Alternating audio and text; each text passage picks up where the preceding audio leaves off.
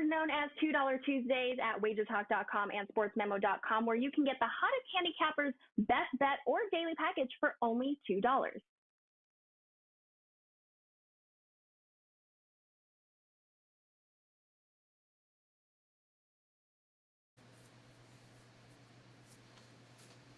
Hey guys, welcome in and a very happy Tuesday to you, the 25th of October. It is week 9 of the college football season, and we've got a couple games here we're going to break down on the show, talk about some of our favorite best bets, and of course, let you guys know all sorts of opportunities with all three of these gentlemen here to make it an extremely profitable week 9 in college football as we welcome back in the three amigos. We've got ourselves Dave Cokin back in the house, Tony Mejia in here, as well as the one and only Adam Trigger. Straight back from a little trip down south, I think, from the New York area there to go see quite the game between Syracuse and Clemson over the weekend. And Trig, I'll start with you, man. Great game that you decided to go. I thought for sure you were going to mush the whole damn thing. I know you like Syracuse. I thought you were going to crush it, but you did a great job there, man. What else you got for us this week over at Wager Talk? Yeah, it was a literal day trip. We flew in on Friday night. We were home by Saturday at like 1 a.m. So quick trip down there. Was a fun game. Syracuse covered, which was great. Right now, I only have one college football play up. It's $9. It's going to be $9 all week, so you can grab that. Cashed with the Bears last night, but what was otherwise it was kind of like a 500 football weekend for me. First one of those in a while. It's been pretty good since like week 1. So hopefully back in the win column this weekend. And yeah, college football play I like a lot, locked in. And that's going to be $9 all week. Boom. Love it. Talk to me here, Mr. Mejia. Happy Tuesday to you. Week 9. Can't believe it's here already. I know you're knee-deep in NBA, getting ready for college hoops as well, but what do you got on tap over at Wager Talk for us? Yeah, NBA has started, so a lot of strange results there, but that's par for the course early on in the association. And then Ralph Michaels, I think, dropped on Twitter that we're going to see our college basketball guide. I know Trigger did some work on that too. The Wager Talk college hoops guide's coming out Friday, so have a couple of previews there, and I know Dave and Adam are looking forward to that as much as I am. College football, I mean, it was an okay Saturday until we got to the night games where you were right and I was wrong. My UCF Knights getting destroyed at East Carolina, and then my 5% play was on Washington against California, and I needed a 4th down stop there to get the cover, didn't get it. And then on top of that, Pittsburgh struggled at Louisville. So really awful Saturday night, but we'll pull ourselves out of it, and looking forward to a new week. We got Champions League in soccer, and then all the good stuff in the NFL, NBA, and college football. Yeah, plenty of stuff ready to go here. And Dave, congratulations in order. We're going on 5 straight very profitable weeks, I believe, for you in college football, across the board, actually, for that. And you've got, if I'm not mistaken, 1, 2, 3. Do you have 4 best bets up already, including one for $9? Well, one's a best bet, and the other 3 are selections. Boom. I don't have a lot. I don't have a lot of best bets, but yeah, college football is going pretty well, and expected to continue to go well this weekend. So get the games. Guys, if it ain't broke, don't fix it. Head on over there, wagertalk.com. Hop on board. Dave's $9 right now for you. Trig, and of course, Tony Mejia, ready to go on this Week 9 adventure in college football. We're going to start with an interesting midweek game here as Washington State out in the Pac-12 taking on Utah here. Laying a touchdown. Total is 55 in this one. So, talk to me here, Tony Mejia. We'll come back to you. Washington State, Utah, the Utes here. What do you think we're going to get in this matchup? Well, Washington State has been competitive all season. The number is 7. It looks about right. I mean, this is probably a game I'm going to stay away from. Jake Dickert at home, 4-1 against the spread since taking over, middle of last season. And, the Utes have struggled against the run, but the Cougs don't really run. They're running the air raid with Cam Ward looking to find receivers. They're 124th on the ground, so I don't think they deviate from that, which means Utah should be able, to clamp down somewhat on that. And we'll see if Washington State has any success in the passing game at home. Since Brent Kuthi got hurt, it's been all Dalton Kincaid in that Utes passing game, and he's been unstoppable, the most prolific tight end in all of the FBS. So you figure that Washington State's going to look to clamp down on that. Maybe that'll open things up for receivers. I think on a total look, you might want to ride with the over on this. But spread-wise, I think it's right about right. Utah laying 7 on the road, probably win by right about that margin. Utah on the road. Interesting concept there, Trig. What do you think about this? 7 about right in your book? Yeah, I guess that the 7's about right for the number, but I lean toward the dog. Utah on the road hasn't been great. 2-6 in their last 8 against the spread on the road. Both of these teams had a bye week last week, and I feel like the bye was maybe more impactful for Washington State because they went into the bye week at USC, at Oregon State.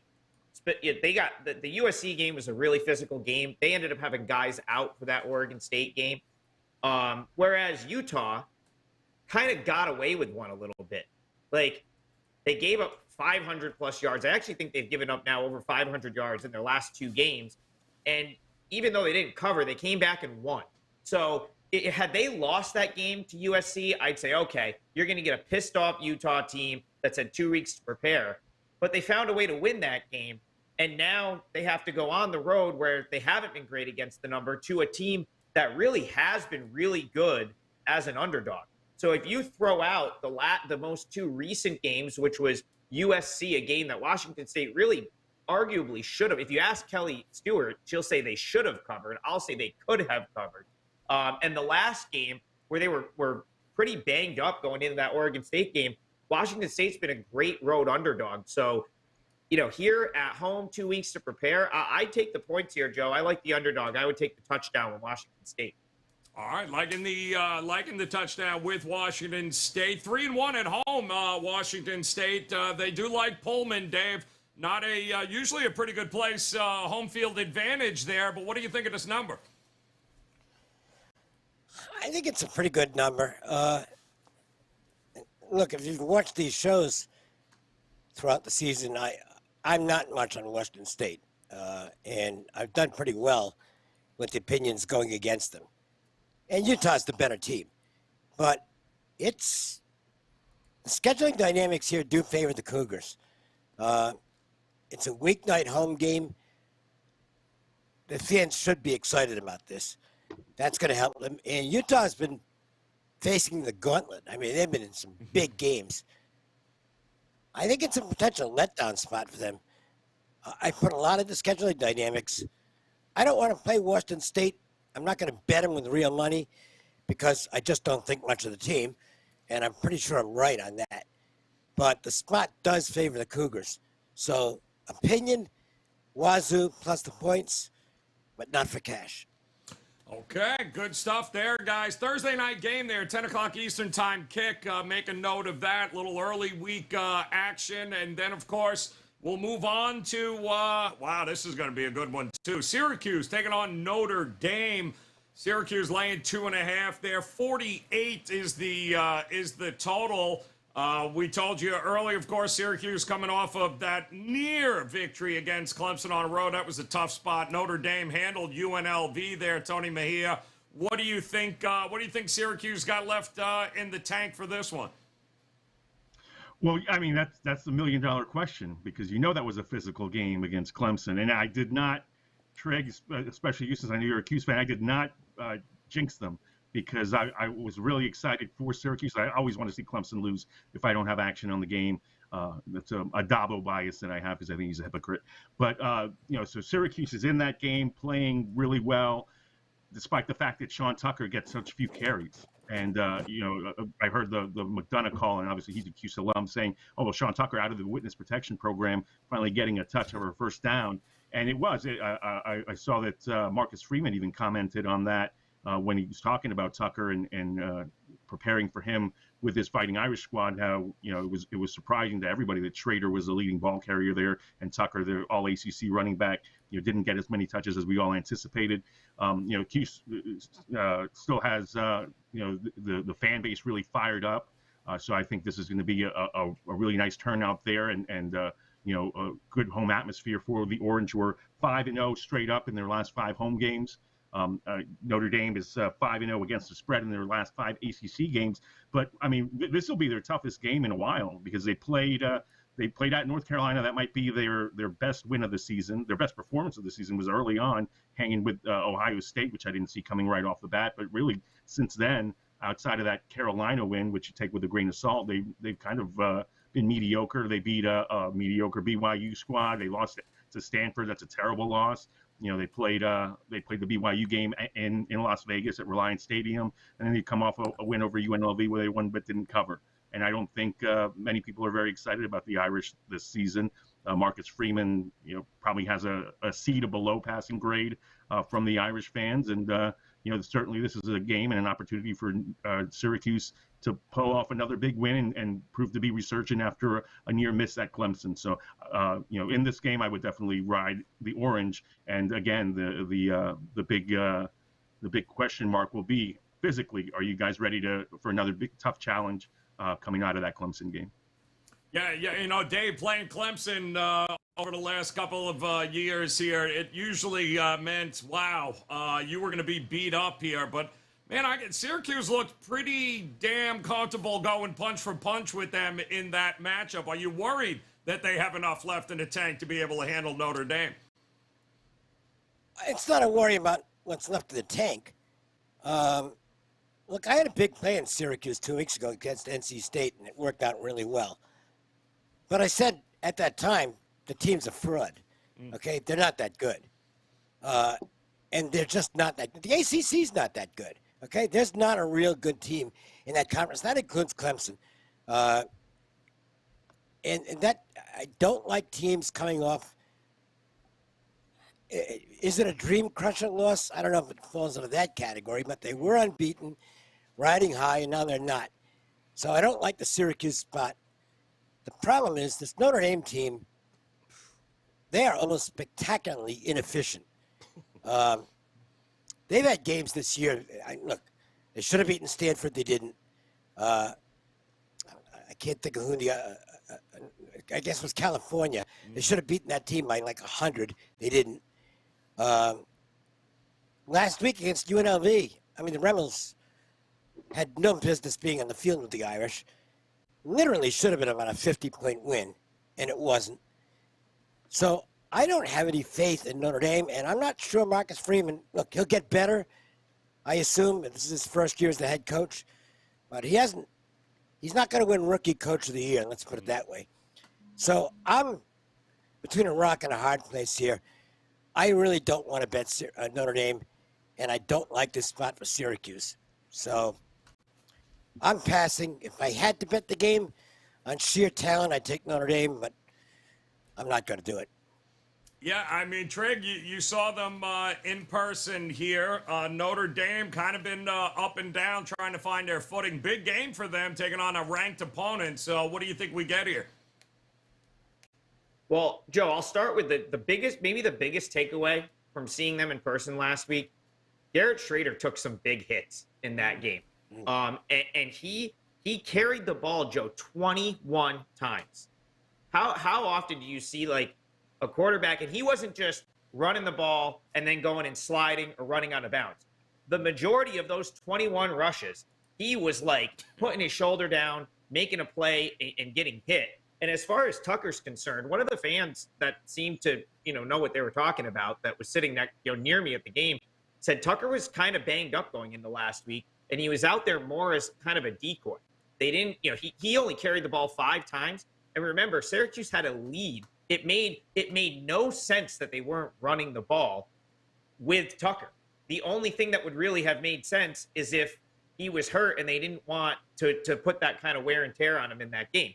So I'm actually 100% with Dave here. I'm not going to advise anyone to bet Syracuse in this spot because physical game at Clemson, And then you wonder how, like, Schrader took a beating. You don't know how, healthy Tucker is. And it is a little bit of a letdown spot in the sense that they had an 11-point lead going into the fourth quarter. So it's like, I'm sure they're happy with their effort being able to hang around. But I would think that, you ask them, I mean, if they don't personal foul going out of bounds, they had a very good chance to win that game. So it is a little bit of a crushing spot. But like Dave said, Notre Dame is just a team that I have no interest in betting whatsoever. I would have probably been forced into. I said this as we were going into the stadium. I said, if Syracuse somehow wins today and Notre Dame's like +5 next week, I'll be all over the Irish at like +5. Thankfully, they're only like +3 or +2.5, and I don't have to bet them here because, like Dave said, the other team they lost to was Marshall. Okay, I mean, losses to Marshall and Stanford. Dave referenced the performance against Cal, which was just not very good. They have a couple nice spots where they hung around with Ohio State. They beat BYU, but they weren't impressive. I was so close to getting to the window last week with UNLV, and I'm kicking myself for not. So I agree with Dave. I have no interest in betting Notre Dame, but there's no way I'm going to advise anyone to bet Syracuse here. So that's just kind of my outlook on the game. Not much of a play either way. Yeah, it's a big spot for both of these teams here, guys. Syracuse, Notre Dame. Less than a field goal. Should be a good one, though, and so should this Big 12 matchup here as Texas Tech taking on the Baylor Bears here. 2.5 is the Texas Tech number there. 63 as a total. 7:30 Eastern time with this one. Dave, Baylor Bears coming off a nice win there against good old Kansas there, who is no longer a basketball team. People are trying to sell me. What do you think of Texas Tech, though, in this matchup? Circa opened Baylor as a 1-point favorite on Sunday, and the money's come in on Texas Tech. And I have to agree with it. Baylor's really well coached, okay? But this year's Baylor team just isn't that good.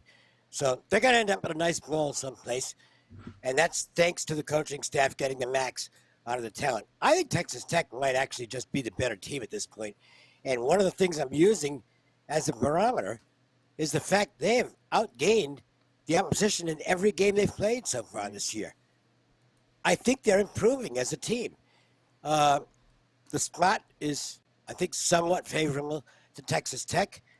I like that yardage stat. It doesn't automatically mean you're going to win the game every time. Obviously, that's the case with Texas Tech. But the fact they've consistently been able to outgain their opponents is definitely a plus. And the Baylor win over Kansas, look, Kansas is getting beat up.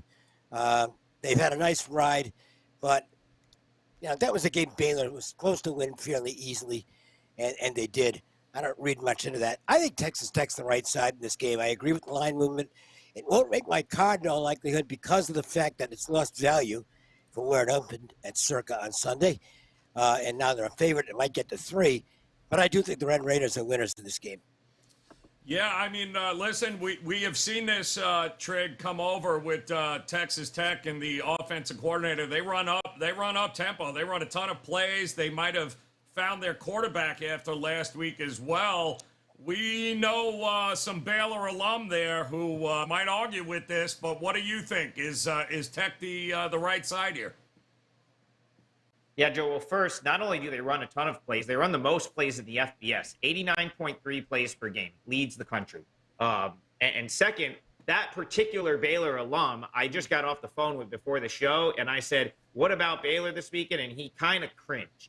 It was like, eh. And you know, Joe, if there's any redeeming quality on the Baylor side, CT Betts is going to find it. So the fact that he's like, I don't know here is telling to me.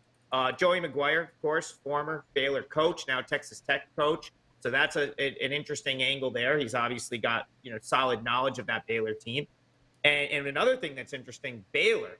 So these guys have played some neutral site games, but in Lubbock, they've lost 10 straight. They have not won in Lubbock since 1990.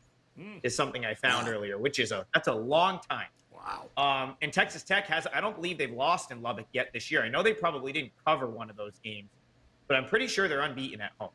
Someone will have to check that. But yeah, right now, Baylor, guys, their season win total last year was 5.5. Okay, and they ended up winning the Big 12, right? They won the Big 12 championship. So, in my opinion, it was always going to be the Baylor team that could only regress this year, and that's still probably a little bit overvalued. So, I think the sharp guy, people jumped on that right away when Circa opened that. It's now up to 2.5. I agree with the move too. I look toward Texas Tech here. Unfortunately, I would have loved to have +1, but anything under 3 is probably all right. I lean toward Texas Tech. Leaning towards Tech here. What do you think there, Mejia? Baylor, pretty good when they can run the ball. Some guys aren't sold on Shapen. What about you here? Is Baylor the right side? No, I'm 3 for 3 here. I think Texas Tech is the right side. Jeff Grimes lost me in that BYU game where it was clear he didn't trust Shapen. And that game, especially since what we've seen from BYU since, it ended up being an overtime game that had no business going to overtime. You saw that he really doesn't want to go downfield, doesn't trust Shapen to make those throws. Shapen came back last week off of a concussion and looked decent. But the fact is that Baylor's doesn't have many explosive receivers. Their running backs are solid, but no one really stands out. They use 5 of them for Christ's sakes. On the defensive end, they lost Jalen Petrie and Terrell Bernard to the NFL, and those guys are making plays on that level immediately. They're in on a ton of snaps, and they're clearly missed on Baylor. Baylor not as good defensively this season as they were last year. So I think Texas Tech has caught lightning in a bottle immediately, and the Kid Morton, the highly touted young quarterback, making plays right off the bat, and it's a team that I believe in at home. You're going to lay just less than a possession. Give me Texas Tech all day long. Yeah, he certainly looked the part, didn't he? And they've been rotating quarterbacks there at Tech, but they may have found theirs certainly for this game coming up against Baylor. Week 9 is upon us here, guys. Before we go around the horn here and get best bet for the show, do want to remind you over at wagertalk.com, you can hop on board right now with those 3-day, 7-day, and 30-day all-access packages. That is the way to go, guys. As the plays come available, you get notified. And, of course, getting the best of the number, every half a point matters. So head over and visit Dave Cokin, who has his selections and best bet $9 right now on his page. And, of course, you've got Adam Trigger ready to go. And you just heard Tony Mejia tell you he, too, across the sports betting landscape, ready to go here in this final week of October. Hard to believe. November around the corner here. So let's start it off. How does that happen? I don't like if I see one more. I saw a Christmas ad the other day, Dave. I almost threw up. I'm like, Listen, you got to be kidding. I got no problem with Christmas ads. The good news is it's October 25th, and we're less than 2 weeks away from the end of the political ads. Oh, that's a good point too. And that is great news because they are. I don't care what party you're in. I really don't care what party you're in. They are the most disgusting ads on television. I mean, they're just horrible. They're not even creative anymore. It's just some dude giving you the middle finger.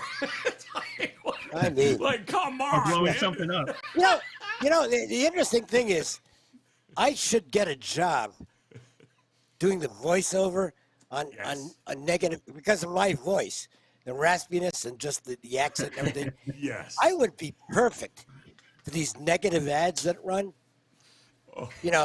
Candidate A is a bomb. All right. I can make a fortune doing that. It'd be a lot easier than picking football games, too. You are absolutely giving me a great idea right there, Dave. Kick us off, man. What do you like for the show here? Which game you looking at? Well, and a reminder, 5 straight winning weeks in college. They haven't been monster winning weeks, but, who cares as long as they're profitable. And I'm pretty sure I'm going to turn that to 6 in a row. I'll have a free selection up. The video will be done on Wednesday. Those have been really easy winners the last 3 weeks. So you want to make sure and check that out. It'll be available tomorrow. And at the site right now, I've got 4 selections up. One of those is a best bet. and it's priced at just $9 all week long. So take advantage of that. The games we talked about, I think Texas Tech minus 2.5 is reasonable. So I'll make that the best bet here on the show. And we'll see what the other guys have.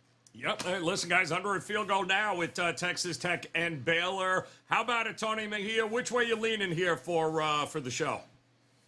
Well, I've got my free play up and written at wt.buzz/TM, so you could read all about it there. And it is Mighty Rice, likely to make a bowl game this year for the first time since 2014.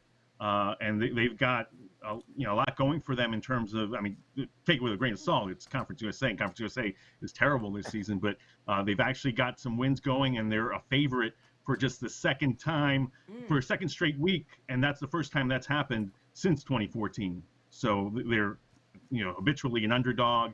And this year's team's got some talent. They've got Christian McCaffrey's brother, Luke, who started out at Nebraska and wanted to be a quarterback, didn't want to be a receiver. Well, now he's a heck of a receiver for Rice. And T.J. McMahon, bunch of touchdown passes last week. I had them against Louisiana Tech. Thank goodness I went money line because they gave up a late touchdown, ended up in overtime, and had to withstand a 2-point conversion late to get that win there. But they face a Charlotte squad that just fired their head coach, Will Healy. Healy was for a little bit, a guy that came out off your tongue pretty quickly as one of the up-and-comers, and then he ran into a really bad spot at Charlotte over the last few years. COVID hit that program hard. They haven't recovered yet. Maybe he'll bounce back as he's pretty young, but they moved on from him. I don't see that move from Healy gets immediate response out of the Charlotte team. So I think they get blown out. Spread is 16.5. It's ridiculous to see Rice favored by 16.5 based on recent history, but I think they get the job done over Charlotte. I really thought Chris Reynolds was a decent quarterback too, but he's the only player on that He can't team. stay on the field. Yeah, He can't. He's always hurt. Yeah. Well, also a huge problem for him this year. All right, Treg, talk to us. What do you think here? Is there a game you're leaning towards here we talked about or off the board? Yeah, I'm looking at Washington State. I do agree with what Dave said earlier. It's definitely not the best scheduling spot for Utah, even coming off the bye, having to go up there and play a midweek game in Pullman, Washington, which is can be a pretty nice home field advantage for Washington State. They functioned extremely well in the underdog role. Not the last 2 times out, but if you go back the last couple of years, they've been great as a dog, and they've definitely played as a home dog in the sort of standalone spot. So another reason I sort of like the fate of Utah here is they found a way to win that USC game.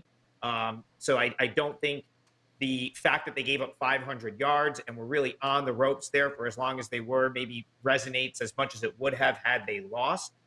Utah, 2-6 against the spread. 2-6 against the spread on the road in their last 8 games. This is a team, listen, I'll take Utah all day when they're in Salt Lake City. But on the road, they just haven't been as good. So they're not a team I want to, and that's as a road favorite specifically. So 2-6 as a road favorite against the spread last 8 games. Not a team I want to lay points with on the road. I think the home dog is live on Thursday night, guys. Wouldn't be surprised if Washington State found a way to win that game. I'd take the 7 points there. Washington State Cougars, best bet for the show. All right, take it. It is available there, guys. And once again, to recap, Trig going State there. Thursday night with that game taking on Utah. Tony Mejia says, nope, it's not a misprint. That is Rice laying 16.5 points in a game here over Charlotte. And Dave says, back Tech here, leaning towards them over the Baylor Bears. But all the best bets for these guys are available right now over at wagertalk.com. Make sure you visit Dave Cokin, Adam Trigger, Tony Mejia. Pick up, guys, those packages, 3-day, 7-day, and those 30-day all-access packages, especially this time of year. Dave raring the NHL up and going there. And, of course, you've got the NBA underway. College hoops will be just around the corner. So do yourself a favor. Grab one of those all-access packages and never have to worry about missing a play again. And, of course, hit that bell in the upper right-hand corner. Download the brand new Wager Talk TV app. Everything, all content on demand. on whatever your favorite devices are, whether it be the iPad, the tablet, the smart TV, or just your phones, guys. Download it now in the App Store at Wager Talk TV. On behalf of Dave Cokin, Adam Trigger, Tony Mejia, thank you guys very much for hanging with us. We'll be back again tomorrow. Until then, best of luck with all your plays, guys. We'll talk to you again soon. Good luck.